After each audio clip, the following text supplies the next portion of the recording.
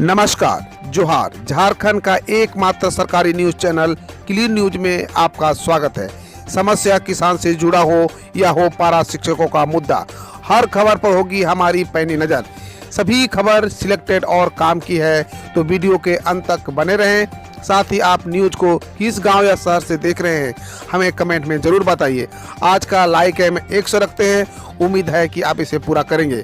और रोजाना पंचायत चुनाव का अपडेट पाने के लिए चैनल को सब्सक्राइब कर बेल आइकन को प्रेस करें। तो चलिए जानते हैं आज का मुख्य समाचार।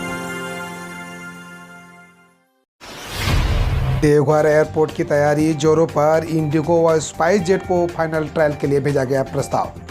श्रावणी मेला से पहले देवघर एयरपोर्ट के उद्घाटन की तैयारी एयरपोर्ट अथॉरिटी ऑफ इंडिया ने शुरू कर दी है। एएआई ने देवघर एयरपोर्ट में रनवे का फाइनल ट्रायल करने के लिए इंडिगो और स्पाइस जेट के रीजनल डायरेक्टर को प्रस्ताव भेज दिया है। 15 जून तक दोनों एयरलाइंस कंपनियों को देवघर एयरपोर्ट के रनवे का ट्रायल उड़ान करने का प्रस्ताव दिया है। ट्रायल पूरी तरह सफल होने के बाद देवघर एयरपोर्ट से उड़ान शुरू करने का रास्ता बिल्कुल साफ हो जाएगा।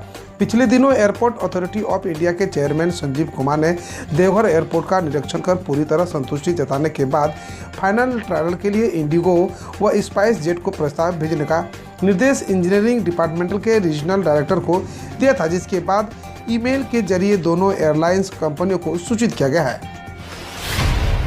CU सेट UG 2022 झारखंड के 22 शहरों में होगी परीक्षा। 31 मई तक एप्लीकेशन का मौका।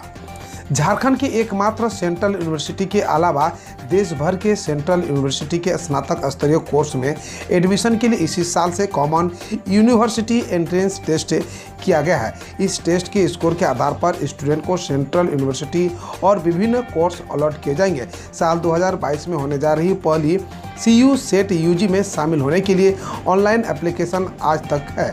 यह परीक्षा नेशनल टेस्टिंग एजेंसी लेगी। नेशनल टेस्टिंग एजेंसी की ओर से एप्लीकेशन डेट बढ़ाने के लेकर नोटिफिकेशन जारी किया गया है। यह परीक्षा देश के 541 शहरों में ली जाएगी।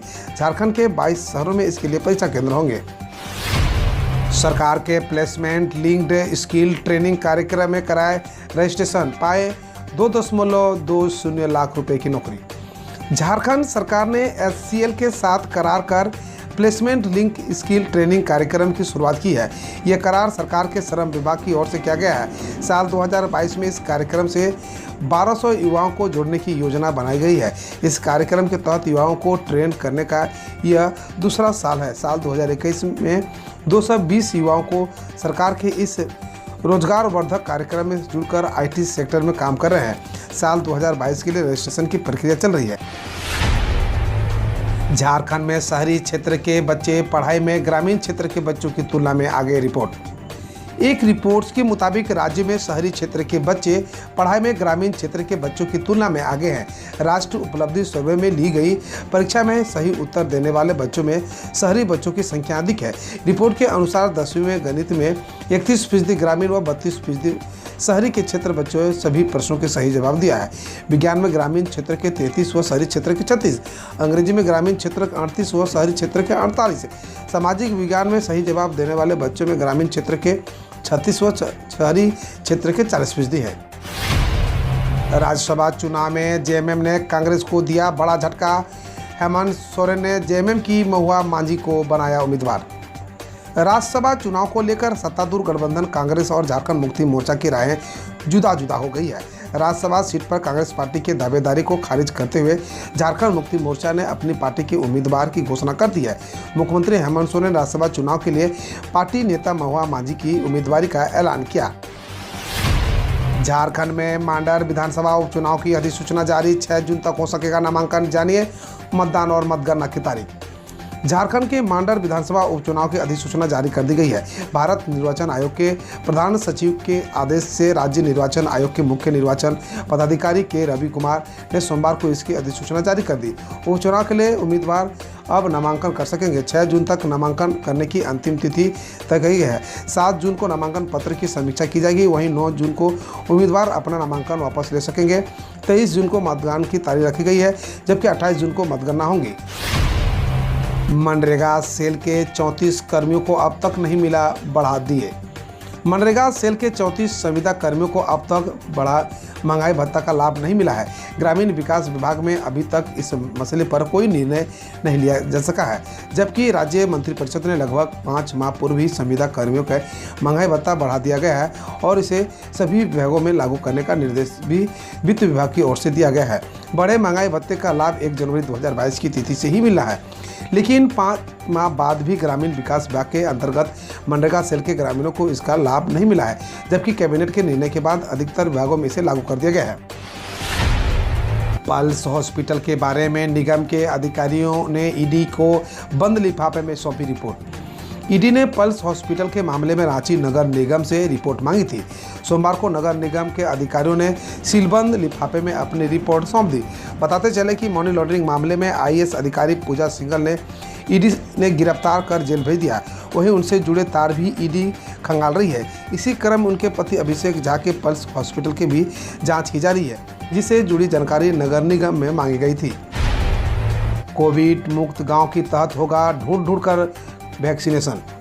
बाल विकास के लिए काम करने वाली संस्था है। अब यह संस्था झारखंड रांची के 18 और पूर्वी सिंहभूम के 11 प्रखंडों को कोविड-19 मुक्त गांव के प्रोजेक्ट शुरू करने जा रही है।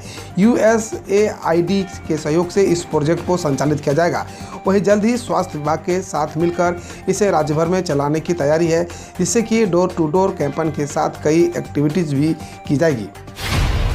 कोयले की कमी के बीच जुलाई अगस्त में देश को बिजली संकट का सामना करना पड़ सकता है। Centre for the research on the energy and clean air की एक रिपोर्ट के मुताबिक कोयले की कमी के बीच भारत को जुलाई अगस्त में बिजली संकट का सामना करना पड़ सकता है।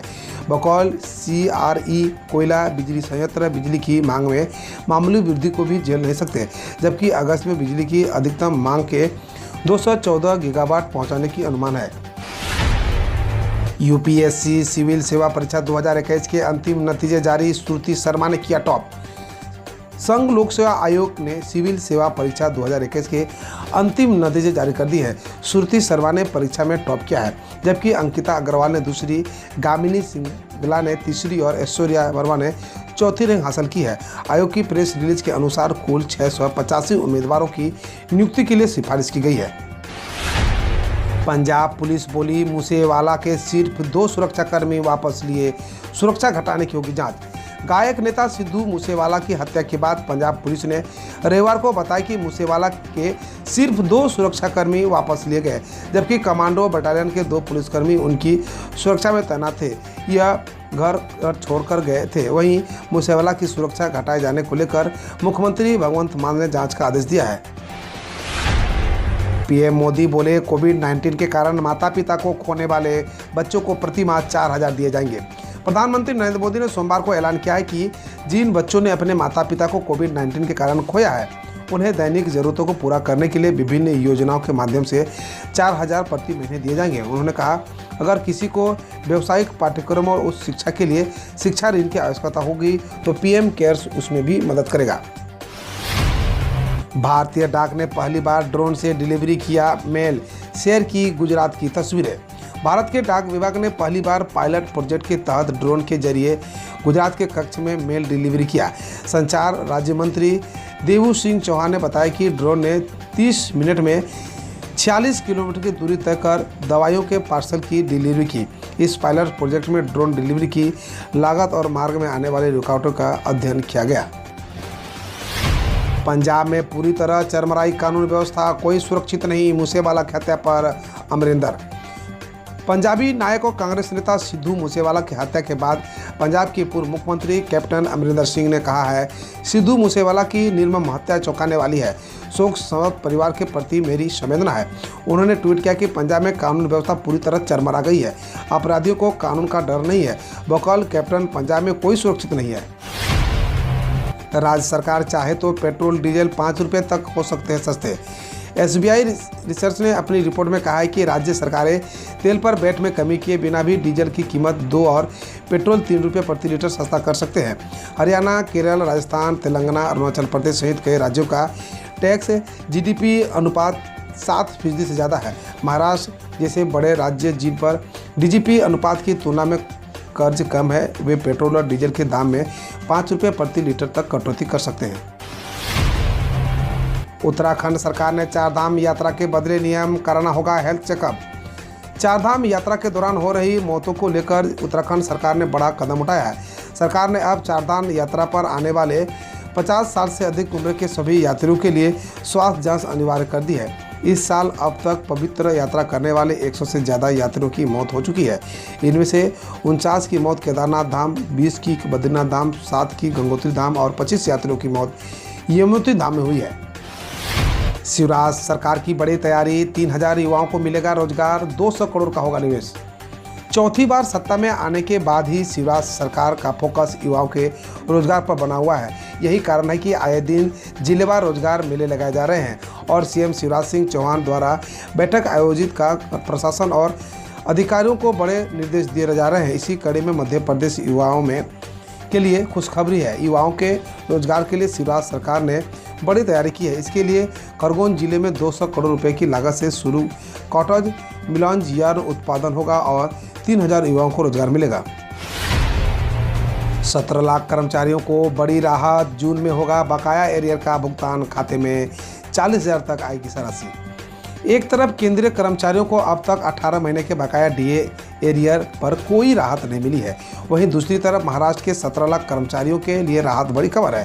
ताज़ा मीडिया रिपोर्ट्स के माने तो महाराष्ट्र सरकार ने 7वें वेतन आयोग के तहत एरियर के बकाये की तीसरी किस्त को जून में देने का फैसला किया है। अब तक इन कर्मचारियों को 2 किस्तें जारी की जा चुकी है।